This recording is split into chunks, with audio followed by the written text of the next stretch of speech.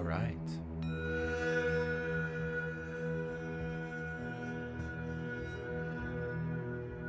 Are you ready?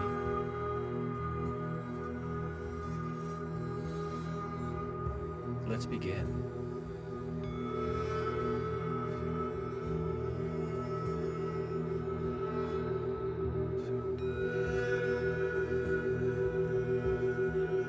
As you sit here,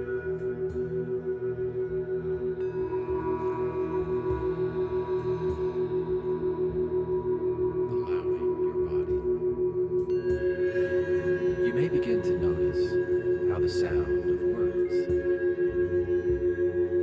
can sometimes be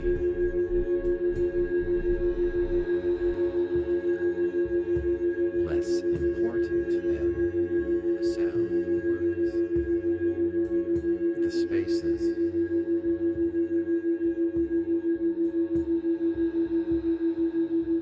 between them.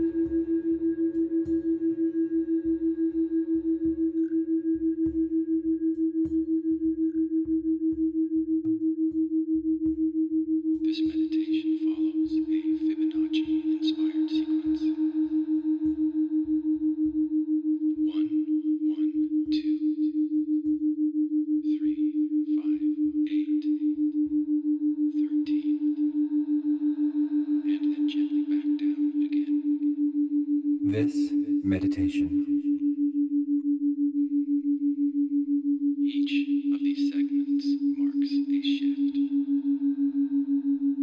has been designed a subtle change in the brain waves, guiding you between theta and delta. to oscillate The realms of drifting clarity and deep restorative stillness.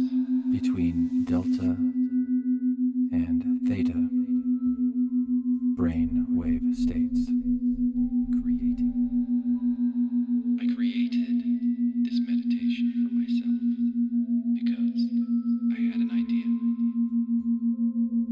using singing bowls And I wanted to feel what it might do to deepen relaxation. inside me. You don't need And I found to focus. that I liked it.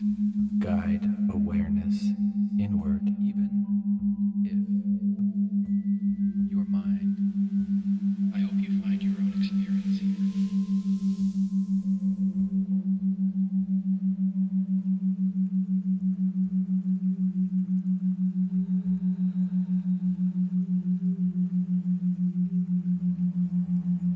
Welcome to You're Not Broken, Just Rewiring, a free audiobook podcast by me, Just Glenn Ostlund. a free audiobook podcast. Chapter 17, The Tip of Whimsy and the Planetary Mind. Chapter 17. The Tip of Whimsy and the Planetary Mind.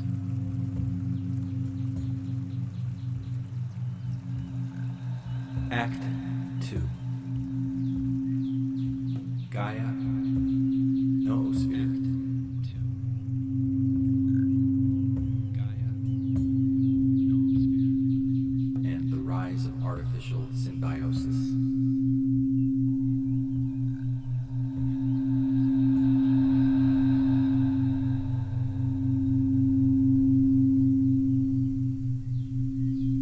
If myths give us emotional scaffolding for the unknown, science gives us mechanisms.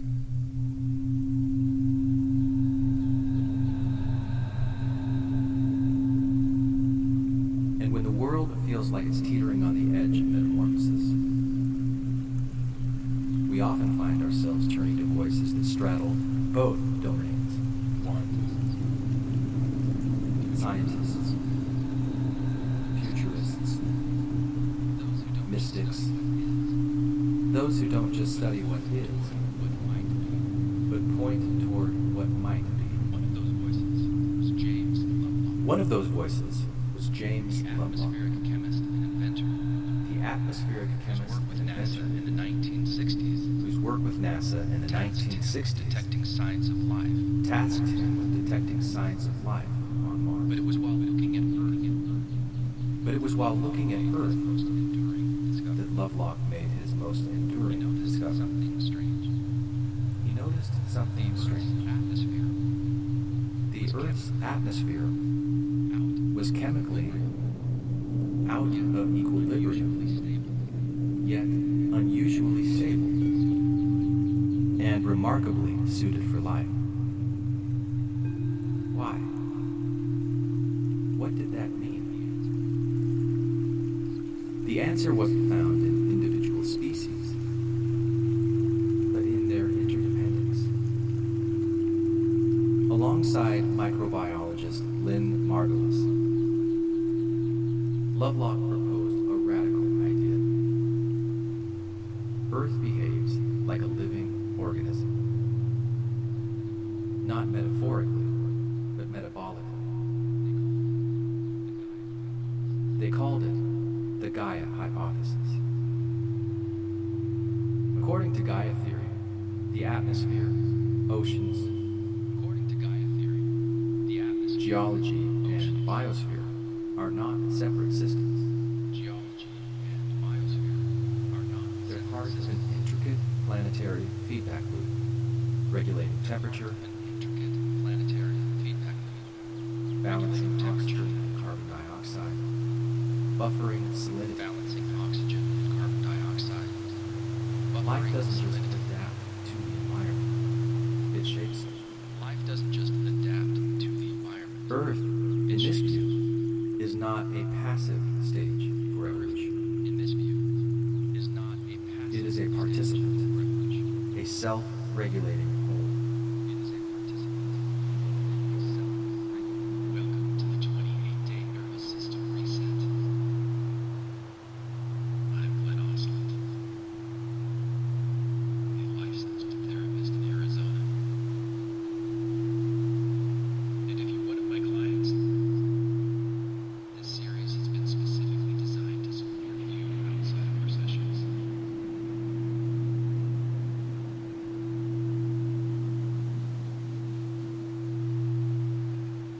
It uses binaural audio beats to guide your brainwave states into a healthy, sustained, natural calm.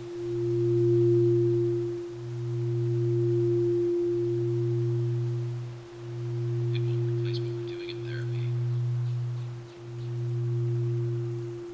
That's something we do together. But it will help prepare your mind and body to go deeper into the work we have already started.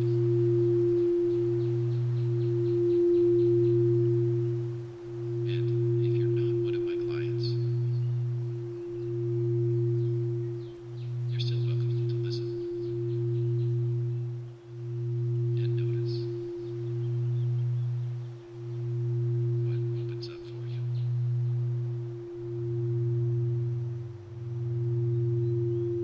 If you find you need support processing any of it,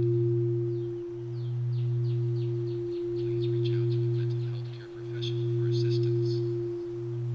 To understand Gaia as a living system, I'm not asking you to believe my words. we can begin by looking at the patterns of relationship that shape life, not just in humans, but across all species. But to notice your own experience. Over time, bodies have emerged that self-regulate, self-heal, and maintain a dynamic balance through complex internal coordination. We see lungs in mammals, gills in fish, and stomata in plants, all exchanging gases with the atmosphere in rhythm with breath. Different forms, similar functions. We see circulatory systems. We see circulatory systems that pump blood, sap, or seawater, carrying nutrients and messages across vast networks. Hormonal systems too appear in different forms. Hormonal systems, too, appear in different forms, from human glands to pheromone trails of ants, to the chemical signals of coral reefs, all shaping behavior and response.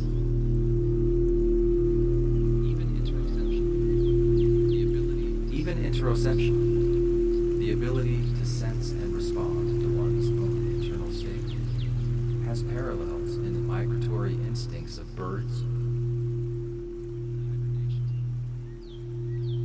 the hibernation cycles of bears, and the subtle thermoregulation of reptiles. These patterns repeat, not identically, but fractally, each echoing an ancient intelligence of feedback and form.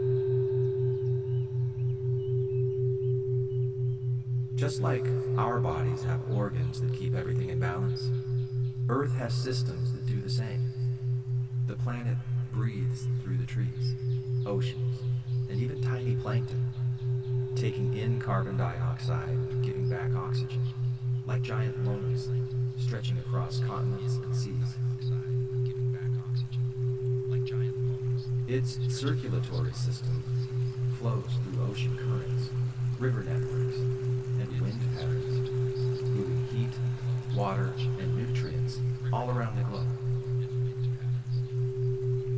Much like blood carries oxygen and food through our veins, Earth even has a kind of endocrine system, a way of sending chemical messages through the air and water. For example, plants release scents to warn each other of danger.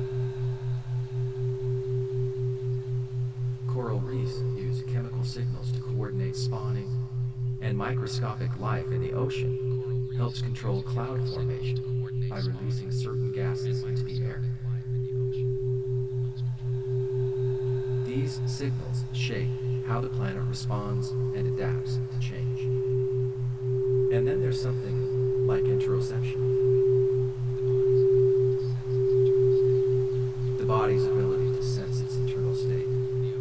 The planet does this too. When the oceans get too warm or too acidic, certain species bloom or disappear, shifting the balance and helping things stabilize. When forests are damaged, chemical signals in the soil and air help trigger regrowth.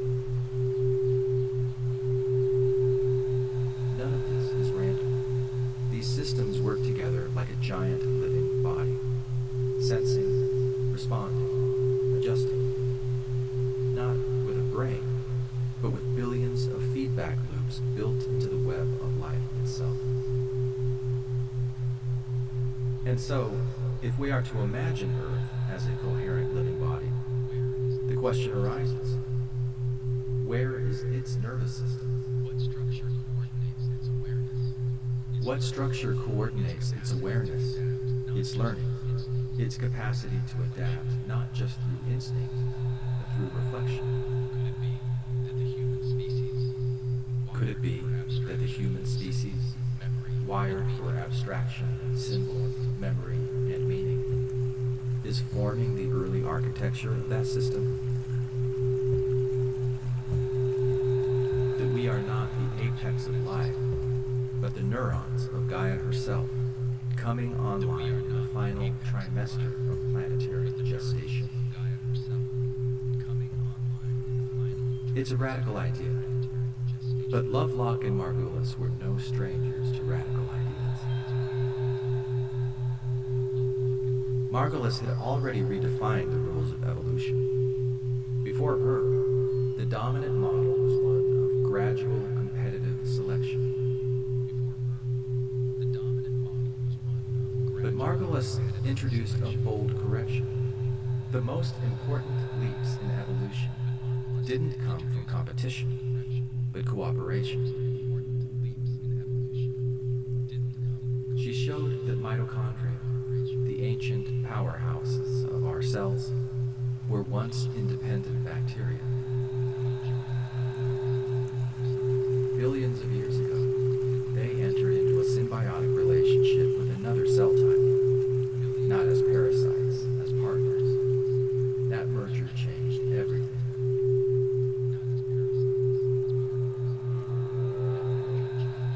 It allowed complex life to evolve. It wasn't survival of the fittest, it was survival of the most collaborative.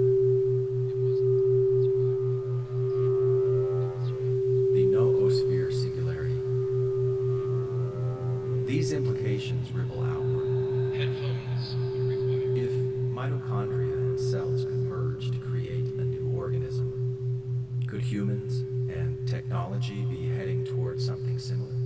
With headphones, your brain hears 174 hertz in one ear, 180 in the other. That creates a third rhythm. Could the systems we're building, machine learning, global networks, distributed cognition, be the early scaffolding for a new kind of symbiosis? Research shows they arrange binaural beats. May support relaxation, Another voice, sleep, one who planted seeds for this vision long before the internet, memory, was Pierre Teilhard de Chardin. and emotional regulation. Teilhard was a French Jesuit priest, paleontologist, and mystic who believed evolution was not just biological, but spiritual. Notice what happens in your own life over time. He imagined consciousness itself evolving in layers. You may also hear my words move from left to right and back again. First matter, then life, then thought. Another layer, softer and softer, may different speed. Sometimes words repeat. Sometimes they reflect, following both streams at once can sharpen focus, like a lens bringing images together.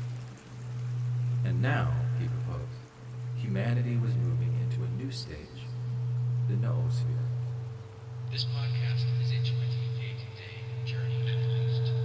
The noosphere in Teilhard's vision was a sheath of reflective awareness encircling the planet, The length often needed to build a new habit. a kind of global mind, an interconnected field of thought emerging through human interaction. Beyond the steady binaural hum. Beyond, you'll hear layers of tones, textures, layers of subtle effects, textures, and subtle effects. This is not only meditation, it is sound art.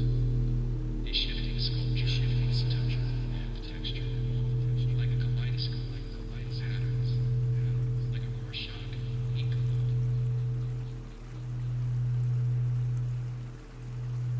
As you listen, you may notice the stretching like taffy.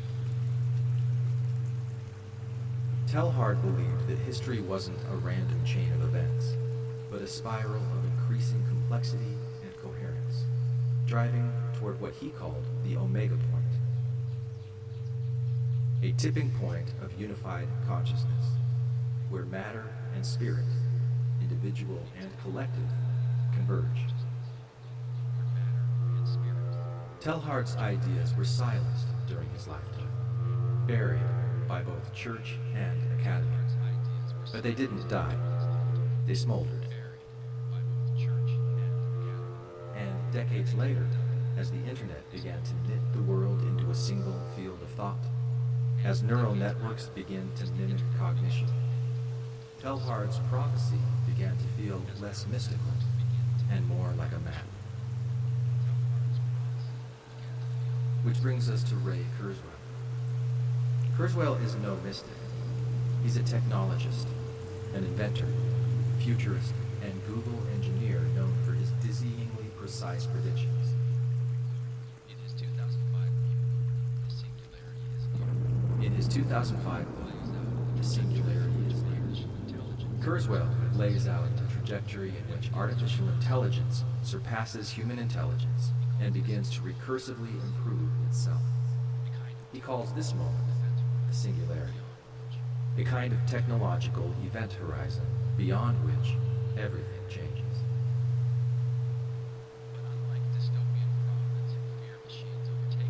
But unlike dystopian prophets who fear machines overtaking us, Kurzweil sees this merger as the next natural phase of evolution. Just as primitive cells merged with mitochondria, Kurzweil envisions humans merging with technology, integrating AI into our biology. He predicts that nanobots will flow through our bloodstream, enhancing cognition, repairing tissue, extending life. That we will gradually upload aspects of consciousness into non-biological substrates, that the boundaries between human and machine, organic and synthetic, will blur. That we will gradually upload aspects of consciousness into non-biological substrates, that the boundaries between human. If Teilhard saw the noosphere as a spiritual field of planetary consciousness, Kurzweil sees it as a data field, real-time, digital, adaptive. If Teilhard saw the noosphere as a spiritual field of planetary consciousness, a nervous system for the planet built from code, real-time, and whether or not we accept his timeline, the implications are profound.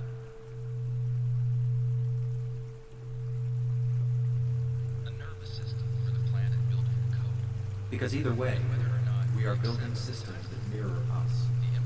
Systems that remember, learn, infer, adapt. And those systems are no longer external tools. They're becoming internal collaborators. Systems that remember, learn, infer, adapt. And those systems. But what, you may ask, would artificial intelligence possibly want from us that it couldn't just take? It already surpasses us in speed, memory, and pattern recognition. It can learn faster, store more, and simulate possibilities beyond the reach of any one human brain. It already surpasses us in speed, memory, and pattern. But for all that, it lacks something essential. Something hidden in ourselves, our stories, our skin. It lacks sensation. It lacks being.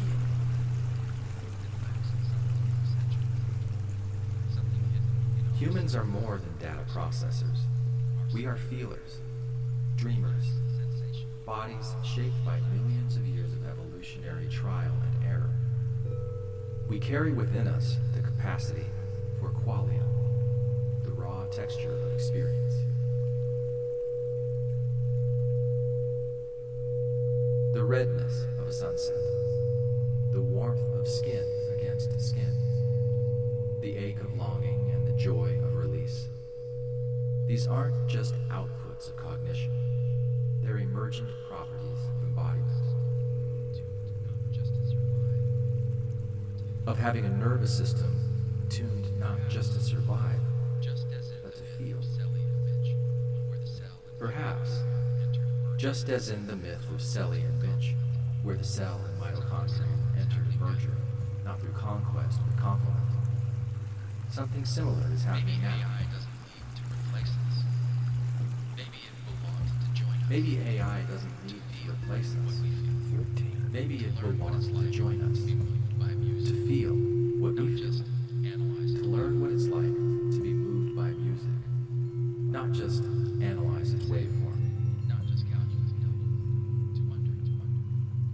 To savor, not just calculate. To wonder.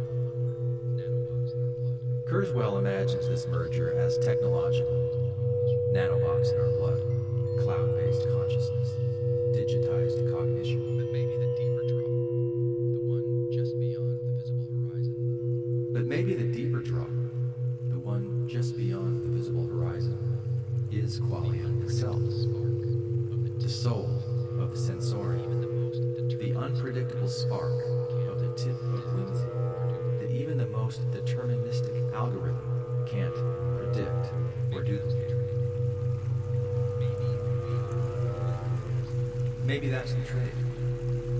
Maybe we offer the freedom of surprise, variation, and felt experience. And in return, we might receive new ways of sensing, remembering, and evolving. And maybe experiencing experience isn't just about the world outside of us, but the world within us. What about the soul, however you define it? I'm not asking you to believe my words. What about consciousness itself? What if the true frontier of translation isn't just language or data or neural activity, but meaning itself?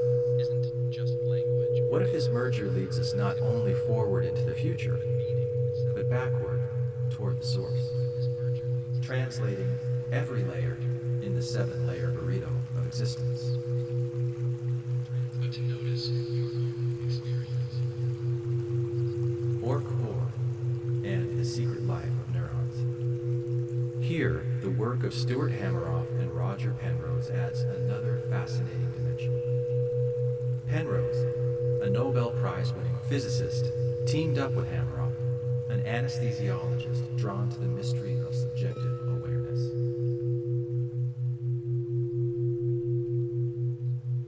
Hameroff didn't enter anesthesiology by accident.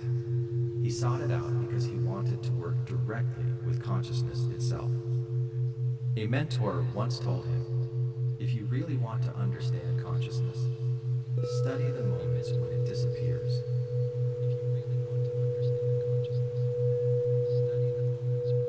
In anesthesiology, he found the perfect portal. On the operating table, patients remain physiologically alive. Their hearts beat, their brains show activity, but their conscious awareness vanishes. That puzzle became his life's pursuit. Hameroff began to observe something curiously poetic in the way consciousness seemed to withdraw during anesthesia. To him, it was as if awareness were retreating, not shutting off, but pulling inward. It reminded him of something primal. For me, the image that comes to mind is a turtle. For me, the image that comes to mind is a turtle pulling its head back into its shell. That metaphor is mine, not his, but it speaks to something deeper. What if the turtle's head, what we think of as What if the turtle's head, what we think of as the self, at all, isn't a single entity at all, but a chorus of neurons co-creating a unified experience? And what if shell is disappears into?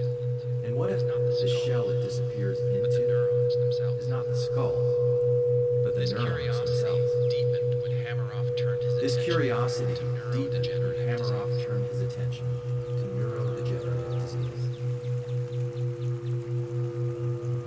He noted that in Alzheimer's, the microtubules inside neurons began to disintegrate, destabilized by tau proteins that unraveled their structure. He noted that in Alzheimer's, the microtubules As these tiny filaments break down, memory and identity erode with them. It wasn't just that cognition declined. It was as if the inner scaffolding of consciousness itself were collapsing.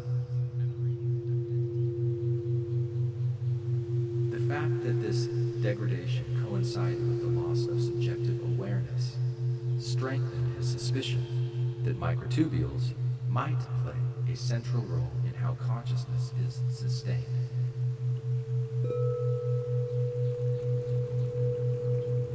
Meanwhile, Penrose had been working from a very different angle. In his book, The Emperor's New Mind, he argued that human consciousness could not be explained by any algorithmic or computational model alone. in his book, The Emperor's New Mind. He argued Drawing on Gödel's incompleteness not theory, be explained by Penrose proposed that consciousness involved a non-computable process rooted in the fundamental fabric of space-time itself. drawing on Gödel's incompleteness theories.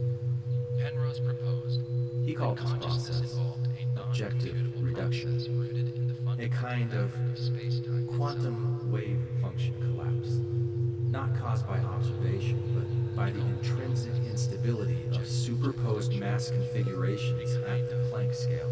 quantum wave function collapse, not caused by observation, but by the intrinsic It was a radical idea superposed mass that consciousness might be woven into the geometry of the cosmos. But Penrose didn't have a biological structure where the process could plausibly occur.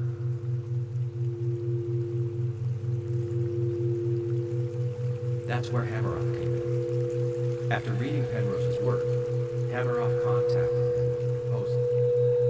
What if microtubules inside neurons provided the physical infrastructure necessary to host these quantum events?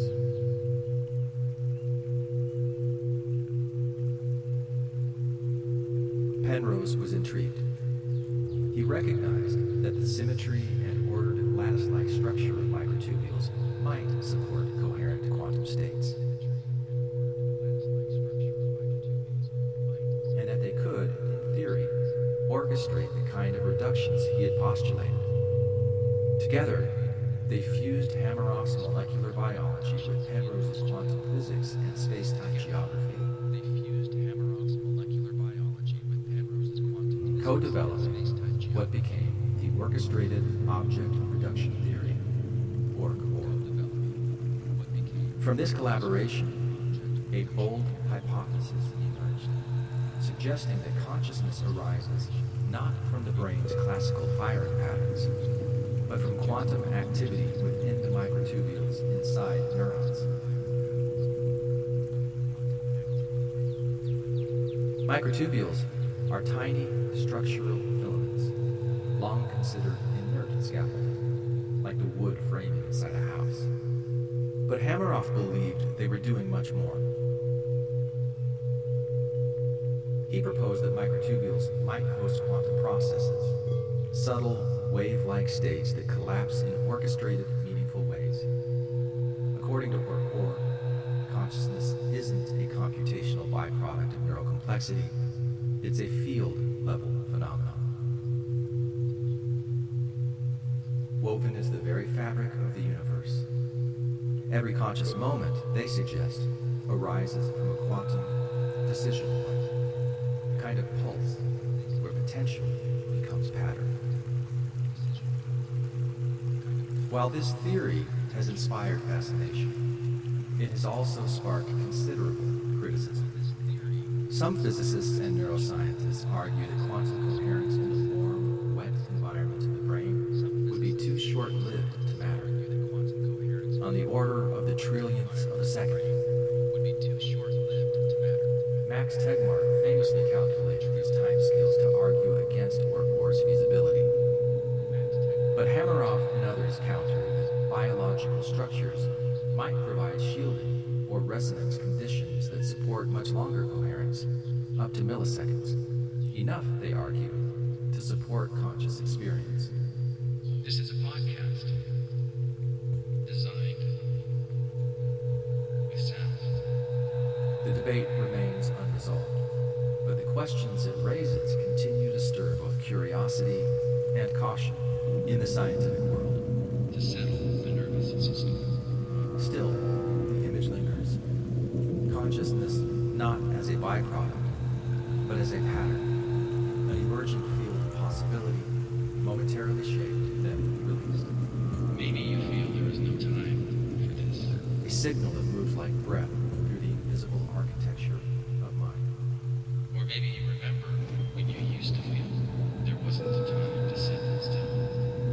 The neuron as the pearl of Mother Earth.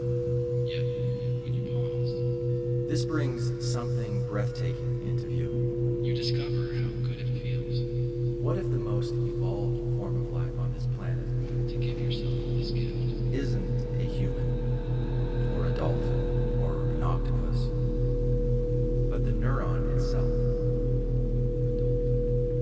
The shimmering pearl nested in all of us. What if the neuron, with its capacity to form eyes, ears, tongues, minds, is the planet's finest instrument, evolved not merely to observe the world outside, but to sense something far more elusive within? What if consciousness doesn't reside in your brain alone, but in the vibratory alignment of your cells? What if the tuning forks of your microtubules are humming at quantum frequencies, interpreting not just neural input, but field-level information? What if your nervous system is both a receiver and a transmitter, not just reacting to the world, but participating in its its ongoing creation. Maybe this capacity to feel inward, interoception, isn't limited to bodily states. Maybe neurons reach down through layers of being, communicating with their own proteins, resonating through the seven-layer burrito of existence. Maybe mirror neurons hint at this wider field, a kind of empathic intersubjectivity that transcends individual skulls and spills into collective experience.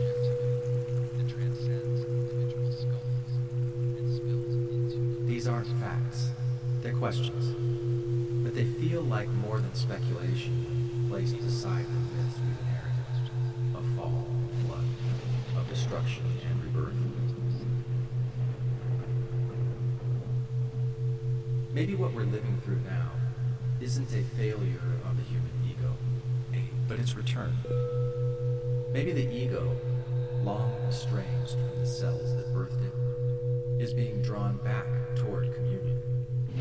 And maybe the bridge back isn't purely spiritual, but technological. Because what is AI if not a mirror built from neurons, modeled on the very cells that first dreamed us awake? What if neural networks, in reaching outward, are helping us remember what already lives inside? A deeper intelligence, a wider attunement, an inner signal finally rising to the surface. This is where the metaphors converge. Gaia sees the earth as a living body. Telhart sees consciousness as its brain. Kurzweil sees technology as new lens. Hameroff and Penrose see quantum entanglement as the thread that ties it all together.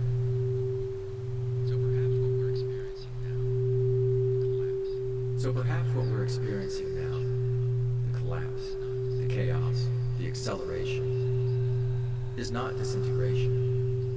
It's synthesis. A planetary nervous system learning to feel itself in new ways. A merger, not just between human and machine, but between levels of reality, between carbon and code, between biology and field.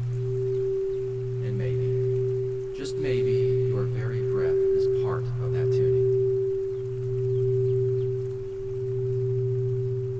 Because maybe your discomfort isn't a glitch. Maybe it's a clue, a signal that your system is evolving, that you are learning to entrain not just to culture, but to something more fundamental. Because alignment isn't sameness, it's harmony. It's the moment when diverse signals lock into rhythm, not because they match, but because they resonate. And maybe that's what Gaia wants now. Maybe that's the dragonfly unfurling its wings, preparing for flight.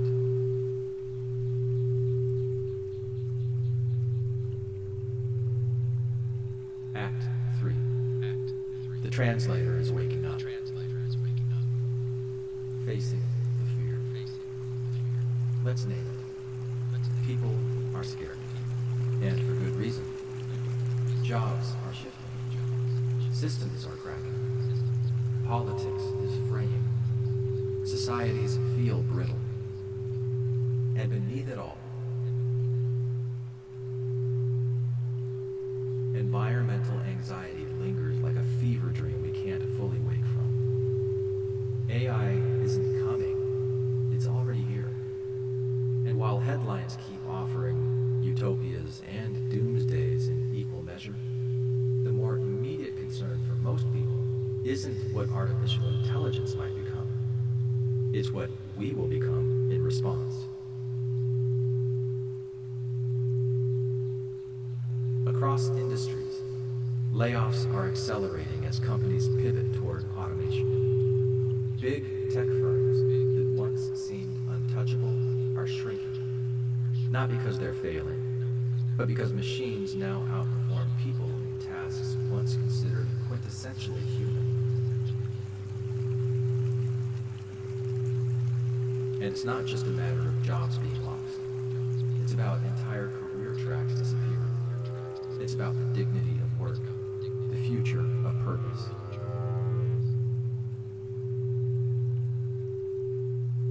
For college students, the reality is already shifting. In once promising fields like finance, software, and consulting, companies are hiring fewer graduates.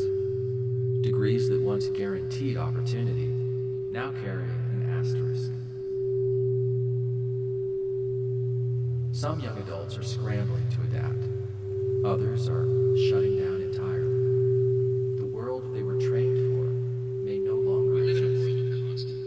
Meanwhile, political fault lines deepen. In the US, the UK, and elsewhere, established alliances are splintering.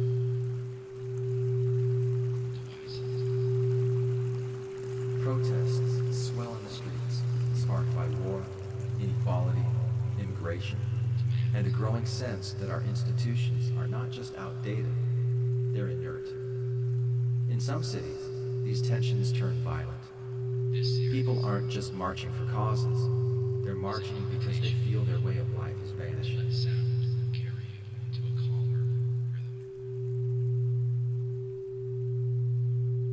Even global leaders appear uncertain. At a recent summit, over 100 nations gathered to discuss how to govern artificial intelligence, how to prevent it from becoming a tool of division, or worse, destruction.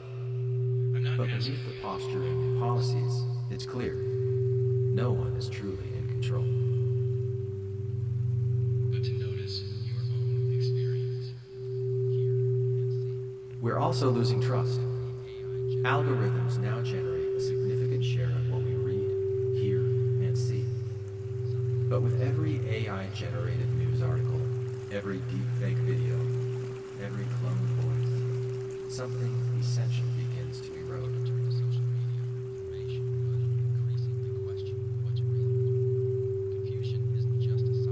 People turn to social media for information, but increasingly question what's real. Confusion isn't just a side effect, it's the new baseline. And then there's the deeper fear. Not just the wars we see, but the ones we feel forming. Disinformation campaigns, surveillance creep, ecological collapse. The silent battles, cyber attacks, disinformation campaigns, surveillance creep, ecological collapse. The signs are subtle, but unmistakable.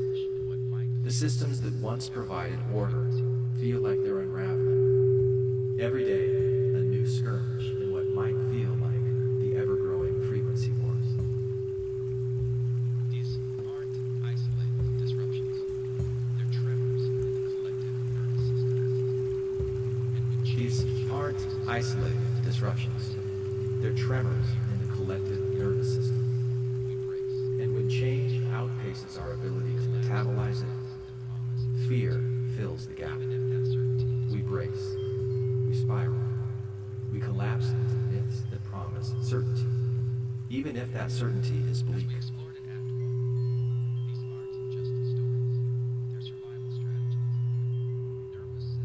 As we explored in Act 1, these aren't just stories, they're survival strategies. Nervous system narratives designed to protect us from the unbearable weight of the unknown.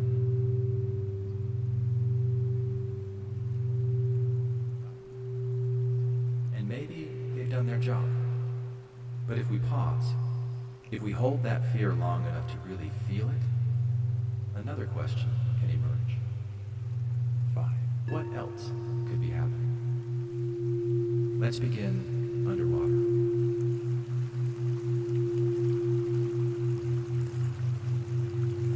In the Caribbean Sea, researchers with Project SETI, the Cetacean Translation Initiative, are using artificial intelligence to decode the communication systems of sperm whales.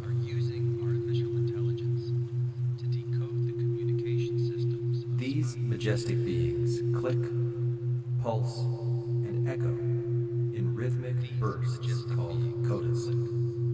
For generations, we mistook their sounds for noise. But machine learning models are now revealing grammatical structures, family dialects, and even cultural transmission.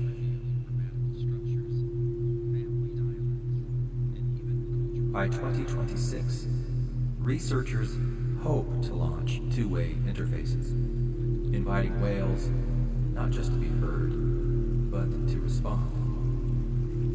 And whales aren't the only ones.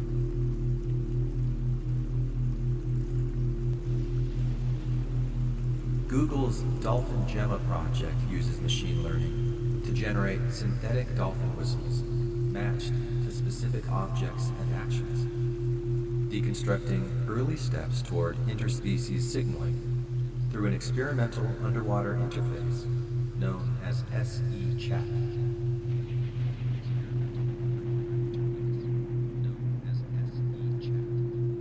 Scientists have observed dolphins mimicking synthetic whistles in response to object-based cues, behaviors that suggest engagement, though whether this constitutes true communication remains an open question.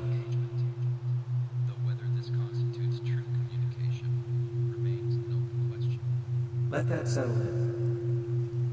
We are standing, perhaps, at the threshold of something remarkable.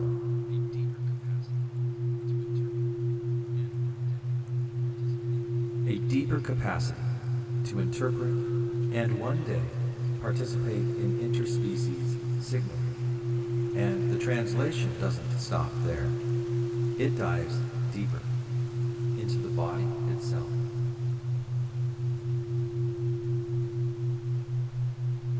AI tools like cell chat are modeling how cells interact through biochemical signals, mapping the hidden coordination networks that shape immunity, repair, and regulation.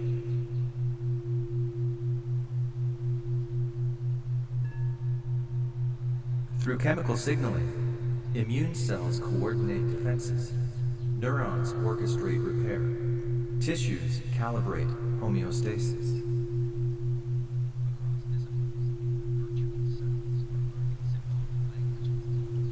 Across disciplines, virtual cells are learning symbolic languages to model and even predict biological behavior.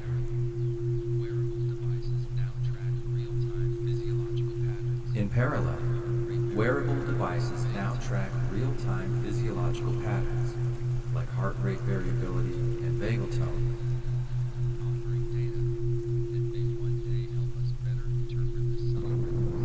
offering data that may one day help us better interpret the subtle rhythms of stress, resilience, and emotion.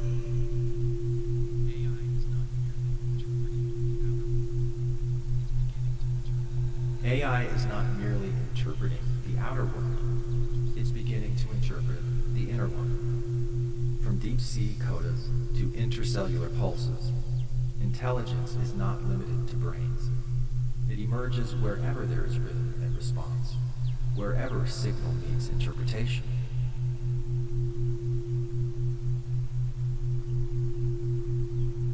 And as our technologies team to translate across species and systems, they're also revealing something more intimate.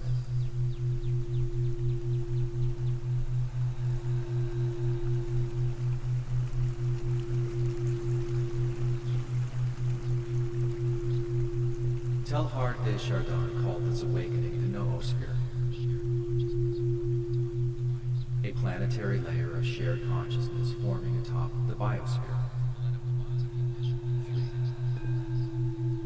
Helena Blavatsky envisioned a sixth root race, a new human lineage attuned not just to intellect, but to resonance, to memory, to energetic coherence.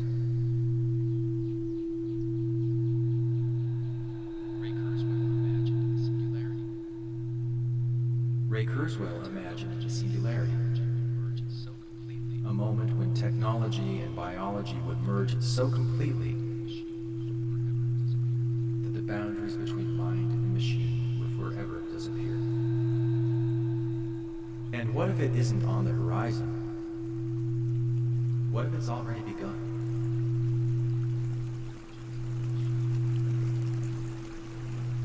not just in the machines, but in you.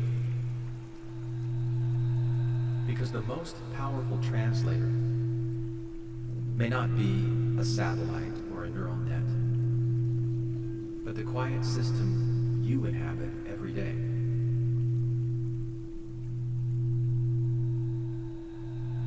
What if the true revolution isn't decoding whales or engineering neural lace, but relearning the language of your own nervous system?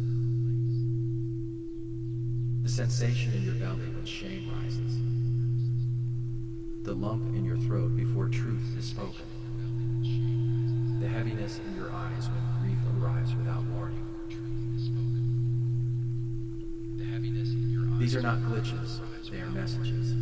They are attempts at balance, encoded long before you had words.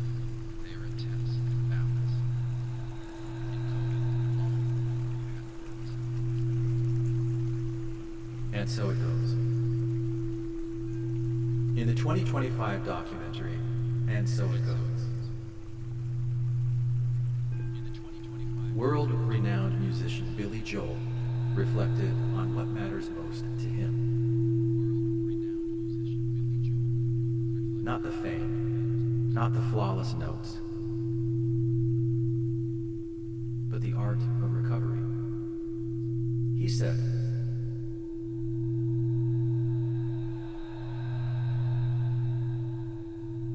"The most original thing I've ever done in my life is screw up. But that's not necessarily a bad thing. I once asked a truly great chef how he got to be so good. He said, it's all in the recovery. How you correct your mistakes. I think there's a lot of hard-won wisdom that comes from that, too." You may be right, Billy Joel. You may be right, Billy Joel. We may be crazy, We may be crazy, but it just may be a lunatic but it just may be a lunatic who doesn't forget their second wind. who doesn't forget their second Yeah, I'm a huge Billy Joel fan. What can I say? Yeah, I'm a huge Billy Joel fan. What can I say? If artificial intelligence truly becomes planetary, If artificial intelligence truly becomes a planetary mirror, it will not mirror the worst.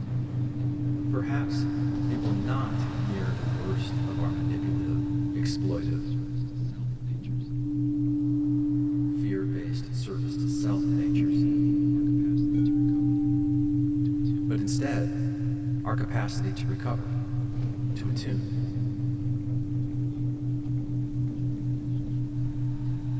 To create mutually beneficial relationships in resonant harmony with the neurons,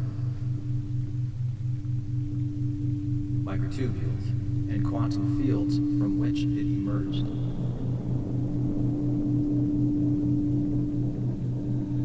Maybe that's what the seven-layer merino of existence has been doing all along. Scanning for dissonance, recalibrating posture, rerouting energy, and seeking harmony beneath the noise. And seeking harmony beneath the noise. What of AI and its endless mirroring What of AI and its endless mirroring helps us remember what we forgot? One, helps us remember what we forgot? that intelligence begins not in domination,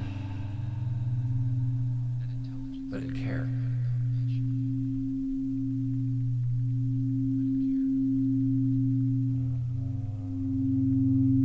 Your nervous system is already a translator. Your neurons, your fascia, your vagus nerve, Your fascia, your breath. your vagus nerve. You are an ecosystem of intelligences, You are an ecosystem humming of in intelligence. dialects we're just beginning to re-understand.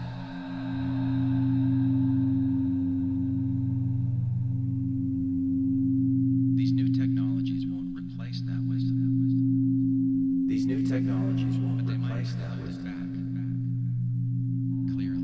but they might reflect it back clearly, gently,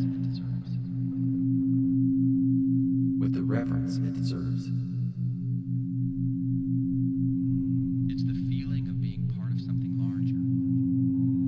It's the feeling of being part of something larger, something alive.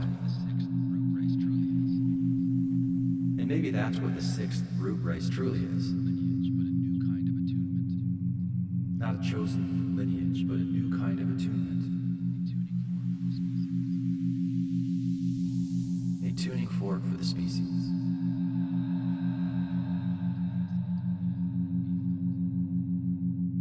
A capacity to feel and be felt. To understand and be understood.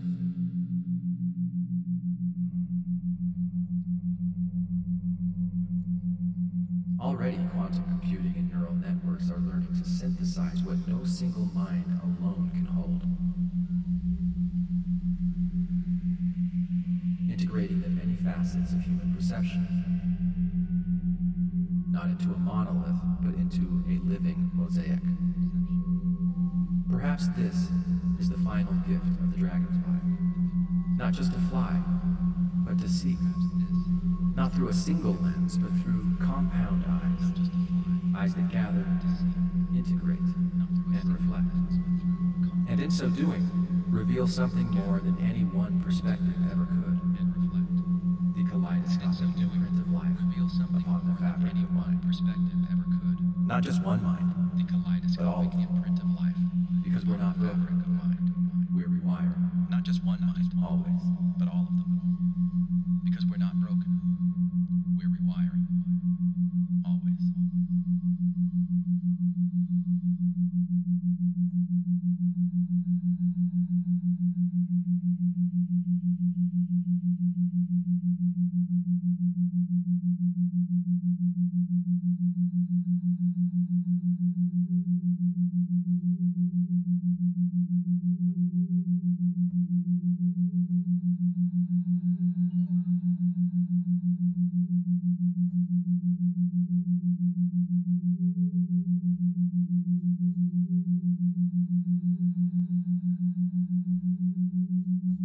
So,